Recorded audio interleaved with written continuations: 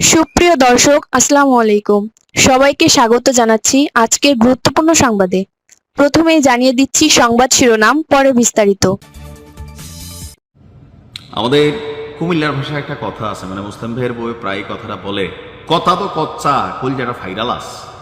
মানে কথা bullet missile ক্ষেপণাস্ত্রের চেয়েও শক্তিশালী। আসলে কিন্তু তাই। আজকে বাংলাদেশের পক্ষ থেকে ভারতকে যে শব্দ মিসাইল ছুড়লাম আমরা, এটার ইফেক্টটা কত বড় আকার ধরবে এটা আপনার কল্পনার বাহিরে। কেন বলছি, এতদিন যাবৎ ভারত বাংলাদেশে সংখ্যালঘু ইস্যুতে নানান কথা বলছে। বাংলাদেশে কোনো একটা পান থেকে চুন খসলে এটাকে তারা সংখ্যালঘু নির্যাতনের দিকে নিয়ে যেত। এখন পলিটিক্যাল পয়েন্ট অফ ভিউতে অনেক ঘটনা ঘটে, পার্সোনাল ইস্যুতে এলাকায় মানুষের সাথে মানুষের ভেজাল ঘটে।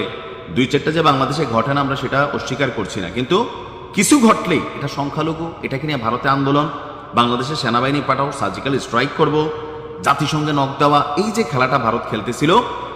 সম্প্রতি 25শে ডিসেম্বর খ্রিস্টানদের বড়দিন অর্থাৎ মেরি ক্রিসমাসে ভারতের কিছু সংগঠন, উগ্রবাদী সংগঠন, এরা প্রায় 60টারও বেশি গির্জাতে গিয়া হামলা চালাইছে। প্রকাশ্যে আপনারা দেখছেন যে একজন খ্রিস্টান পাদ্রীকে দিয়া বা ফাদারকে দিয়া জয় শ্রীরাম এরকম বলাচ্ছে। মেরি অর্থাৎ আমাদের যিনি মরিয়ম আলাইসাল্লাম আছেন, খ্রিস্টানরা তাকে মা মেরি বলেন, ওনাকে নিয়ে কটূক্তি করেছেন। বিশ্ব মিডিয়ায় এই বিষয়গুলো কিন্তু ফলাও করে প্রচারিত হয়ে গেছে, এগুলো ভাইরাল হয়ে গেছে। কারণ এতদিন ভারতে যেটা হইতো, মুসলিমদের সাথে নানান ঘটনা করতো তারা, ধর্মীয় অনেক ইস্যুতে বা বিয়ে শাদী থেকে শুরু করে ধর্ম পরিবর্তন, কুরবানি, তালাক, হ্যাঁ, বিধবা বিবাহ, অনেক কিছুতেই এরা কিন্তু সেখানে নিজস্ব আইন কানুন মানে আপনার প্রয়োগ করতো, রাষ্ট্রের আইনের বাইরে নিজস্ব আইন। এতদিন এগুলা মুসলিমদের সাথে ঘটায় পশ্চিমা বিশ্ব খুব বেশি কথা বলে নাই, কিন্তু যখন খ্রিস্টানদের সাথে ঘটল, বিশ্ব মিডিয়ায় খবরটা ফলাও করে প্রচার হলো। আর এই সুযোগে বাংলাদেশ থেকে শব্দ মিসাইল ছোড়া হয়েছে ভারতে। সাম্প্রতিক সময়ে ভারতের সংখ্যালঘু মানে শুধু মুসলিম তা না, যে কোনো একটা দেশে মূল ধর্মের যেটা আছে, যেমন বাংলাদেশ ইসলাম সংখ্যাগরিষ্ঠ দেশ, ভারত হিন্দু সংখ্যাগরিষ্ঠ দেশ।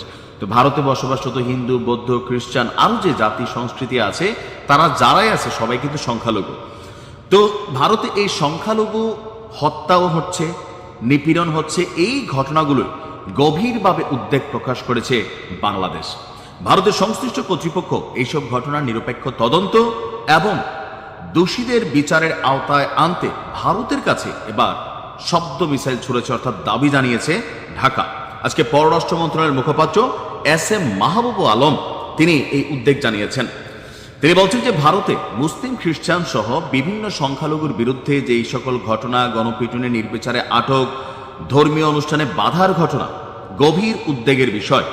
এই মাসে ভারতের উড়িষ্যায় একজন মুসলিম যুবককে যেভাবে শেষ করে দেওয়া হলো, বিহারে মোহাম্মদ আতাহার হোসেনকে যেভাবে শেষ করা হলো, কেরালায় বাংলাদেশি সন্দেহে এক নিরীহ ব্যক্তিকে যেভাবে শেষ করা হলো, বিভিন্ন স্থানে মুসলিম এবং খ্রিস্টানদের উপর যেই গণপিটুনি, সহিংসতার ঘটনা ঘটছে, এটা কোনোভাবেই মেনে নেওয়া যায় না। গত সপ্তাহে বড়দিন উদযাপনকালে ভারত জুড়ে খ্রিস্টানদের উপর যেই ঘটনাগুলো ঘটেছে, এ বিষয়ে বাংলাদেশ গভীরভাবে উদ্বিগ্ন।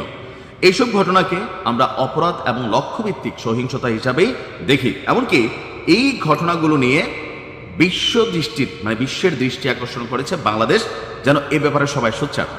তবে ভারত বরাবরের মতন বলছে না না না না, এরকম হয় নাই। এস জয়শঙ্কর আমাদের এই বক্তব্যের প্রেক্ষিতে সে জবাব দিয়েছে, আসলে এইগুলো এরকম না। ভারত সরকার তার দেশের সংখ্যালঘুদের নিরাপত্তা এবং রাইটসের ব্যাপারে খুবই সচেতন, সেই দেশে মানুষ ভালো আছে। এগুলা বাংলাদেশ থেকে এক ধরনের বক্তব্য বলা হচ্ছে, বরং বাংলাদেশ নিয়ে তারা উদ্বেগ প্রকাশ করছে। তো এই খেলাটা আমার কাছে ভালো লাগছে, যে আমাদের দরকার আন্তর্জাতিক অঙ্গনেও বিভিন্ন সময় এগুলো নিয়ে কথা বলা। কারণ ঘটনা তো ঘটতেছে প্রতিনিয়ত। বাংলাদেশ নিয়ে যখন তারা কথা বলে, তাদের গণমাধ্যমগুলো খুব শক্তিশালী, বিশ্বে এগুলা মানুষ দেখে, আমাদেরগুলো দেখে না। সো বিশ্ব মিডিয়া হাতে পাইলেই দরকার হচ্ছে এইসব বিষয়ে কথা বলা। ধন্যবাদ, ভালো থাকুন, আসসালামু আলাইকুম।